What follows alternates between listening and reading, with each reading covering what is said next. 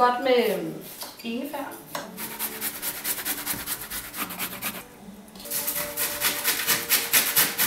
En ordentlig skudefuld af det her.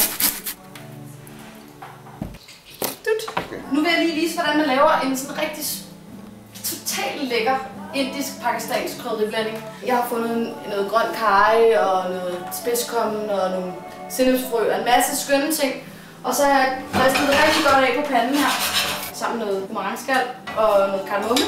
Og det vil jeg putte op i min stavblender og give det en svingtur. Og så komme ned i yoghurten herover sammen med ingefær og hvidløg. Det dufter simpelthen så fantastisk. Det er natur her. Og så kommer jeg alt det her skønne hakket lam, som jeg har købt hos halalslagteren nede på Nansensgade. Det er meget billigere at købe det der, og de er skide søde, og det er sjovt at støtte de lokale.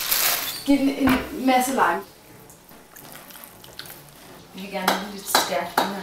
Så giver den chili. Det smager rigtig godt, når de der stegte en lille smule smør. Det får bare en rigtig god smag. Så skal vi have lammet i.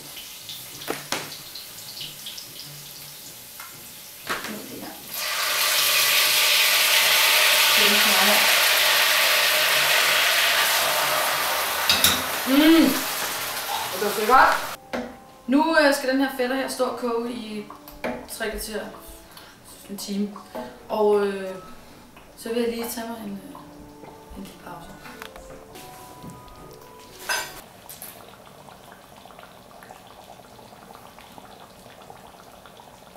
Nu vil jeg lave sådan en raw mango chutney til den her pakistansk-indiske ret, som består af mango,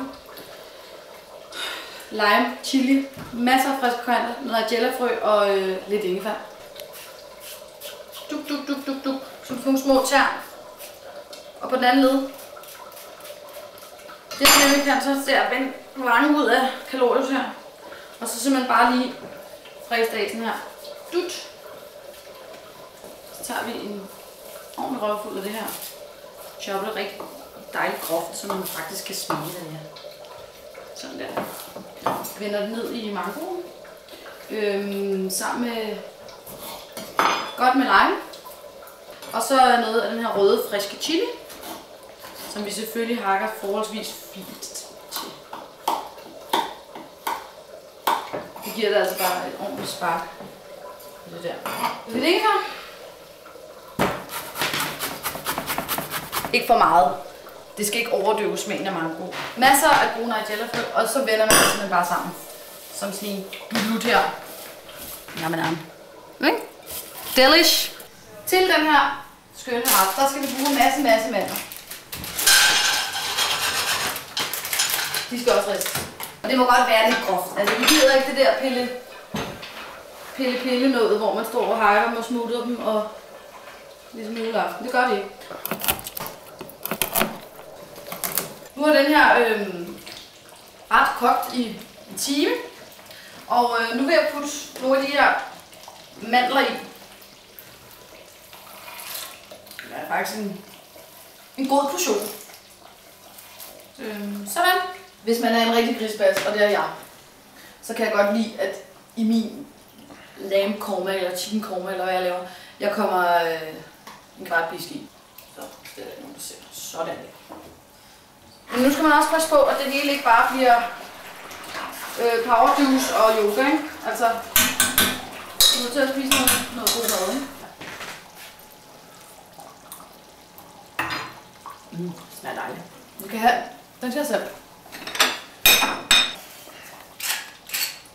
Man kan simpelthen finde de mest underlige ting i grønthandlere alle mulige steder omkring Danmark. Den her, den fandt jeg lige 27 kroner nede i en rabarbiks hernede på Nansensgade.